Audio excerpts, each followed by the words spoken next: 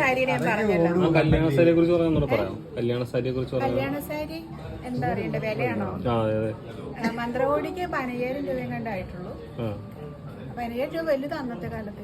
20 കൊല്ലം മുന്നേ, 21 വർഷം എൻ്റെ കല്യാണം കഴിഞ്ഞിട്ട് 15,000 രൂപയുടെ മന്ത്രകോടി എടുത്തപ്പോൾ ഞാൻ ചോദിച്ചു, അയ്യോ ഇത്രയും രൂപയുടെ സാരിയോ ഞാൻ ചോദിച്ചു. കാരണം എന്നെ സംബന്ധിച്ച് 15,000 രൂപയുടെ ഒരു സാരി എന്നൊക്കെ പറയുന്നത് എനിക്കൊന്ന് വലിയ, ഞാൻ അങ്ങനെ പിശുക്കത്തിയായിരുന്നു.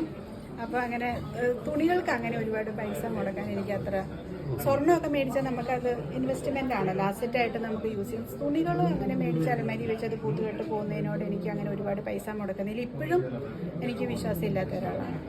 അപ്പോൾ 15,000 രൂപ മറ്റേ മന്ത്രകോടിക്ക് എനിക്കൊന്നും പള്ളിയിൽ കൊടുത്തതിന് എന്തോ 12-11. അന്ന് 15,000 രൂപയുടെ സാരി എടുത്തു പറഞ്ഞല്ലോ. അന്ന് ഈ സാധാരണ കല്യാണമൊക്കെ നടക്കുമ്പോ എത്ര രൂപയുടെ വരെ സാരി ഞാൻ എടുത്തു പോകുന്നു? അല്ല, സാധാരണ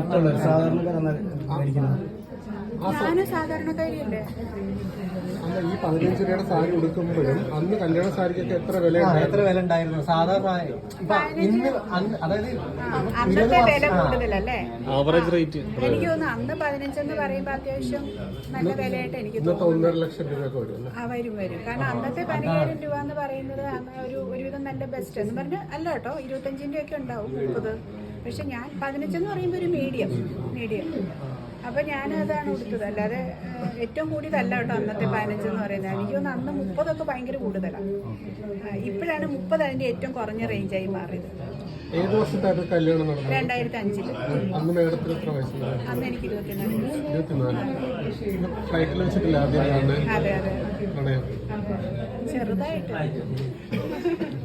പിന്നെ ആ ജോബ് വേണ്ടെന്ന് വെച്ചു. അത് പുള്ളി ബിസിനസ് ചെയ്യുന്ന ആളായിരുന്നല്ലോ. അപ്പം നേഴ്സിംഗ് ആയിരുന്നു ഞാൻ. അപ്പം ഞാൻ കുവൈറ്റിലായിരുന്നു. അപ്പം അവിടെ പോയി നിന്ന് കഴിഞ്ഞാൽ പിന്നെ പുള്ളിക്കാരന് നമ്മളെപ്പോഴും നേഴ്സുമാർ, ഞാൻ പോയത് എനിക്ക് കാശുണ്ടാക്കാനും എനിക്ക് എൻ്റെ കുടുംബത്തിന് പൈസ കൊടുക്കാനും ഒക്കെയാണ് ഞാൻ ജോലി ചെയ്തുകൊണ്ടിരുന്നത്. എൻ്റെ ജോലി എല്ലാവരും ഏത് ജോലിയും ചെയ്യുന്നത് നമുക്ക് കാശുണ്ടാക്കാനല്ലേ. അപ്പോൾ എൻ്റെ കേസിൽ വന്നപ്പോൾ എൻ്റെ ഹസ്ബൻഡ് അത്യാവശ്യം സമ്പാദിക്കുന്നുണ്ട്. അപ്പോൾ പുള്ളി പറഞ്ഞു, അങ്ങനെ കാശ് നിൻ്റെ ഉണ്ടാക്കണമെന്നില്ല, നമുക്ക് പുള്ളിയുടെ കാശിൽ ജീവിക്കാനൊക്കെ ഉണ്ട് എന്ന് പറഞ്ഞു. അങ്ങനെ കുവൈറ്റിൽ നിൽക്കണം. അപ്പം അങ്ങനെ റിസീവ് ചെയ്താണ് കല്യാണം. അല്ല, എന്നെ മോളെ എന്നോട് വിശേഷം എന്നെ വിളിച്ചോണ്ട് വിട്ടോന്നൊരു കാർഡ് തന്നു. അതെ, എയർപോർട്ടിൽ വെച്ചിട്ട്. അപ്പം മോളെ എന്തുണ്ട് വിശേഷം, എവിടെയാ വീട്, എന്തെങ്കിലും ആവശ്യം ഉണ്ടെങ്കിൽ ചേട്ടനെ വിളിച്ചോളൂ. ഇല്ല, ഞാനിങ്ങനെ കുറച്ച് എന്താ പറയാ, കെയറിങ് ആയിരുന്നു ഭയങ്കര. എനിക്കിങ്ങനെ എൻ്റെ സെയിം ഏജ് ഗ്രൂപ്പിലുള്ളവർ